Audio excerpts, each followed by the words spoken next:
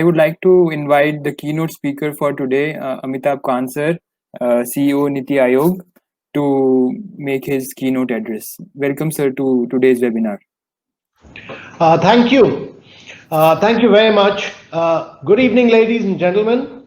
I'm extremely delighted to be here to address all of you on an extremely important area of dispute resolution that uses technology to make access to justice more efficient, more affordable, and can help reduce dependency in courts.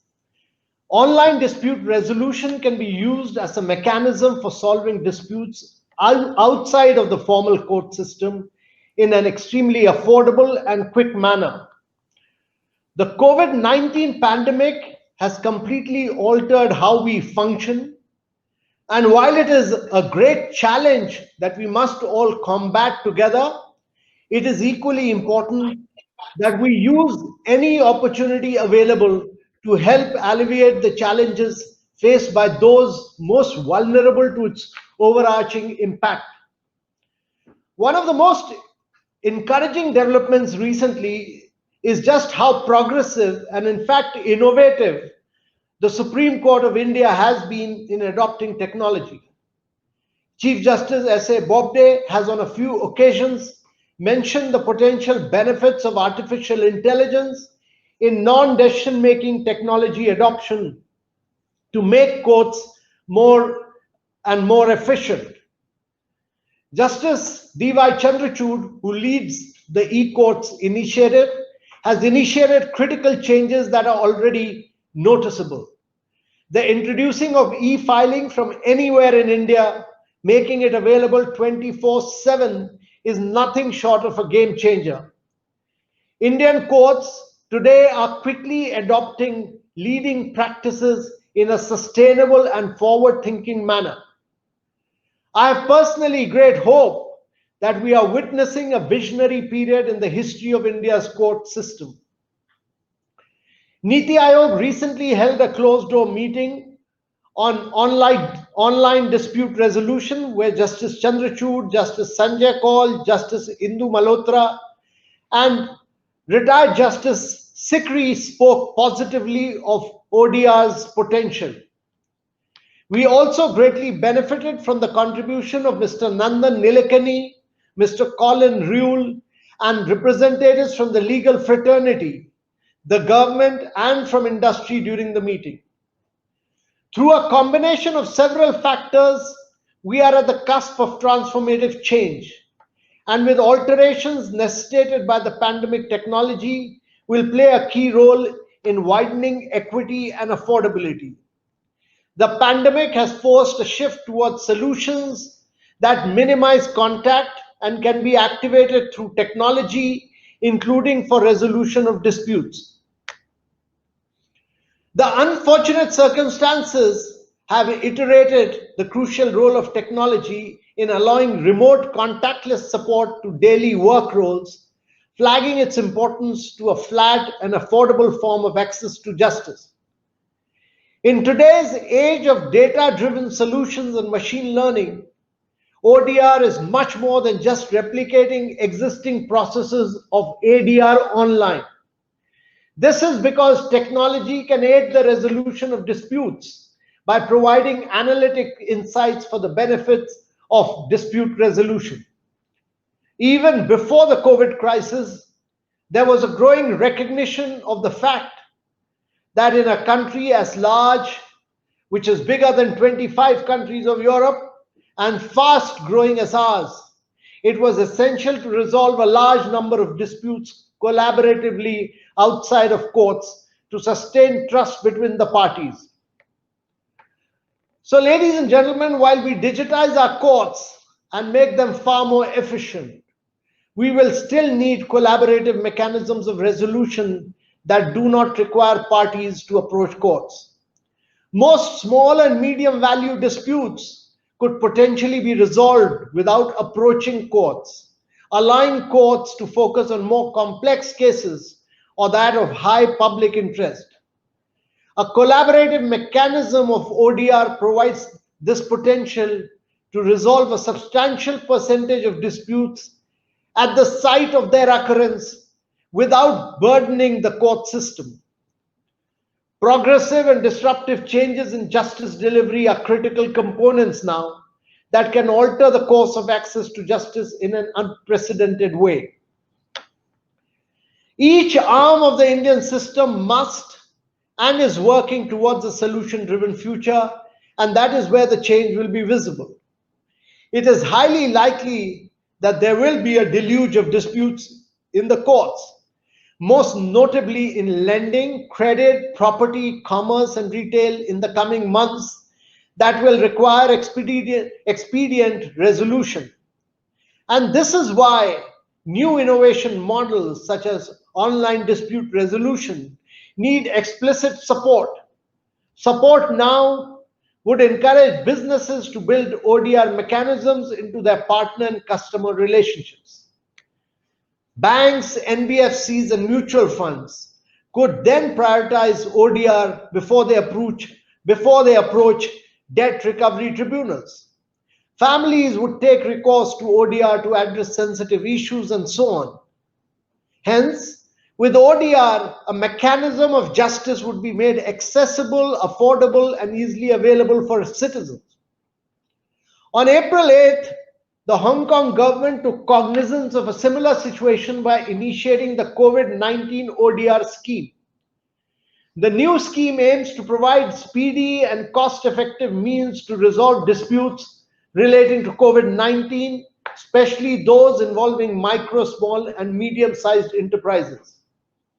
It recognizes that MSMEs cannot survive through this period without the repeated postponement of legal proceedings and the uncertainty which follows for a long period of time. A robust ODR ecosystem in India will have potential to firstly reduce the load on courts by resolving high volume of disputes outside the courts. Secondly, facilitating access to justice and ease of doing business by making dispute resolution cheaper, quicker, and to my mind, most importantly, equally credible as conventional methods of dispute resolution. Thirdly, increasing trust in business and also within society by prioritizing collaborative resolutions. Fourthly, it is vital that key stakeholders come together to see what steps can be taken to remove the barriers to scalable online dispute resolution solutions. The results would be a range of creative, technology-driven, and ADR-inspired solutions that could significantly reduce the load on the courts. We will be looking closely into ODR in the coming months and working with the key stakeholders to help enable it as a viable and sustainable form of dispute avoidance and dispute resolution. I'm truly glad to see the work that the Indian Dispute Resolution Center is doing in dispute resolution, including providing offline and e-ADR facilities through e-arbitration, e-mediation, and the e-conciliation software portal. I'm also happy to hear about the strong words of recommendation given to IDRC by the Honorable Justice Sikri. I wish IDRC the very, very best and congratulate the organizers for this excellent webinar on an extremely important area of justice delivery. Thank you very much, ladies and gentlemen. Thank you so much, sir, for putting the things in right perspective from government's view as well. I have a small question for Amitabh, sir. As you have been at foremost of ease of doing business, your initiative was during your stint in the industry sector of the Secretary as Industries Government of India, and its result can be seen that India's rank jumped from 142 in 2014 to 63 in 2020. But sir, one of the key areas which is still remains of concern is enforcement of contract, where we are still lagging at poor 163 out of 191 countries. So what solutions should be provided, and what steps should be taken from government's perspective on it?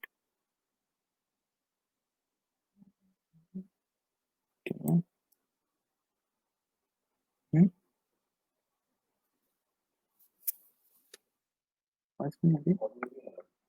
Your audio is not coming, Amitabh sir.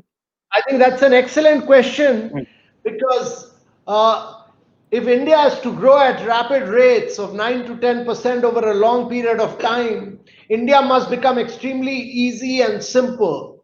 And therefore, we put all our energy in making India easy and simple. And in the last 4 years, we jumped up 79 positions in the World Bank Ease of Doing Business. Uh, we jumped up on almost all the indices in a very big way, but on the enforcement of contract, we've not made a major breakthrough as yet. We've been struggling with our judicial system to set up commercial courts and bring technology. Without bringing technology and without commercial courts, it will be very difficult. And therefore, while commercial courts have been opened in some states, they are not fully functional, nor are they using technology. That much as we have done in government and much as the Supreme Court of India has done in pushing technology to the forefront, I think what the commercial courts must do is to drive technological innovation and provide early solutions, because it takes a long time to find a commercial solution to problems in India. And I think that is the onus is truly on the Indian judicial system to enforce that, to learn from the Supreme Court of India and ensure that technology becomes the key driver of making India jump in the enforcement of contract. Thank you. Thank you so much, sir. My next question to Amitabh sir is whether should central and state government set aside more budget to promote infrastructure facilities to develop virtual hearing in courts, providing such facilities to the chambers of lawyers, so they are during at least the COVID-19, and some courts are set up in future as well, not full. Some courts in high courts or district courts are virtual, so some steps should be taken for it. So allocation of resources is the least of the problems. There is a lot of allocation of resources which is going unutilized. Every year, the amount of resources that have been put into the e-court mechanism, a lot of money lapses at the end of the year because the judicial system is not able to utilize it. So we need to have better absorption ability in the judicial system. That is critical. And I'm really delighted that the leadership is now being taken by the Supreme Court of India and by some of the courts, some of the high courts. And I think this multiplier impact of this will be huge in days to come. And I'm quite sure that as far as technology for the courts is concerned, there's no constraint of resources. The government of India will put every possible resource to make this the key driver of making India easy, simple, and for bringing technology to the courts. Thank you.